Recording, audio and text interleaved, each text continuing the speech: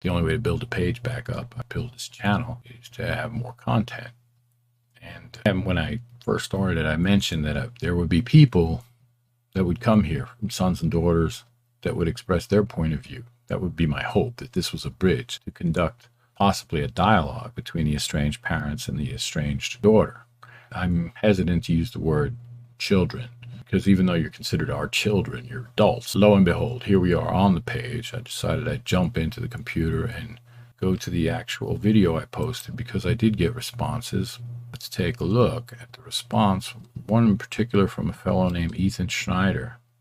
How you doing, Ethan? You get a shout out. I got to put my glasses on to read it, but it was very valid points he made about communication, and that's what this video is about today. We're going to talk about communication, which is an essential, and it has to be a two-way street, and the parent has to be willing to listen. You have to hear what your son or daughter is telling you, and not just dismiss it and say, oh, let's forgive and forget. But I'm getting ahead of myself. Let's read the comment.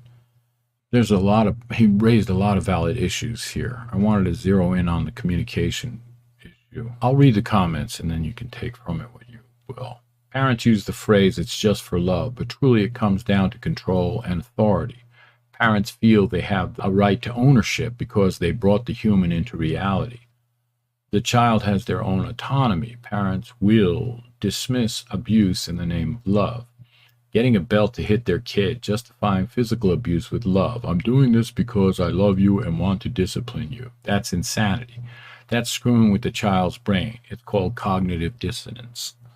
Most parents will rationalize and justify abuse for love. It's sick, it's dysfunctional.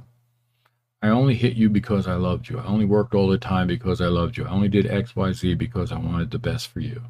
Excusing the subjective experience that the child sees or feels, it's sad that parents will guilt trip the child to getting their needs met, saying such things like, if you really loved me, you wouldn't cut me off or block me. It comes down to self-love versus love for another, self-respect versus tolerating a toxic relationship. At what point does one walk away from a toxic parent? Or do they excuse the abuse, disrespect, and constant crazy making in the name of family? He goes on to say, further down, and I'll read that to you. I cut off my family for the past 2 years, blocked them, zero contact, didn't want to do it. I tried everything to reason and cooperate, but it was a power struggle. They did not want to validate anything I had communicated.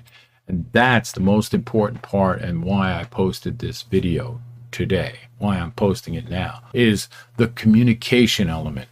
He goes on to specifically mentions the father who says, oh, stop dwelling on the past. Oh, it's not that bad. Let's forgive and forget. Obviously, if your son took the time to talk to you about things you did that had impacted how he feels about you today, then they were very important.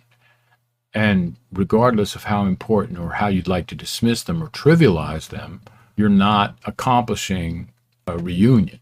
Who tried, and I give you credit, give Ethan a big applause for at least making the effort to communicate, because the communication is the first step in undoing an estrangement, to let them know how you feel. The problem is receptivity on the part of the father, who doesn't want to own his behaviors, doesn't want to say, it's me, I did that, and I'm very sorry. And there's nothing wrong with an apology. Actually, an apology makes you the bigger person. You can't go back, you can't change the past, but what you can do is acknowledge the past, acknowledge the impact it had on your son, and give a deep, heartfelt apology. But you have to be sincere and you have to listen. And it goes in both directions. There's another person that posted a comment, and I don't know if YouTube lost it or if they took it down, but they said, have you, meaning me, have I told my sons and daughter the way I feel? Yes, I have, and they choose to be estranged.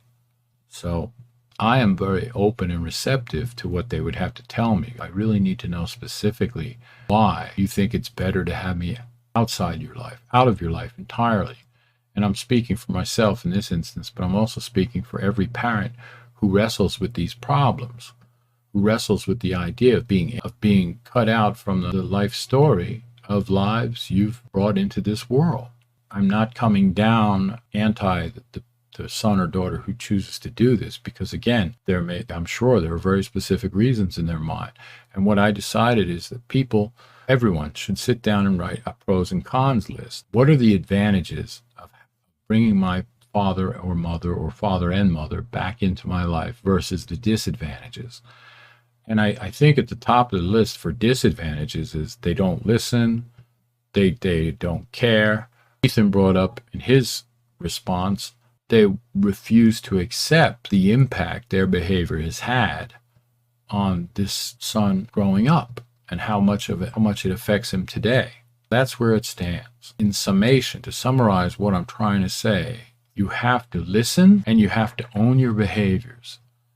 Obviously, if the behavior had a negative impact to the point where your son and daughter, they exclude you from their lives, then you have to weigh your actions and what they're telling you about your actions. Accept it. You made a mistake.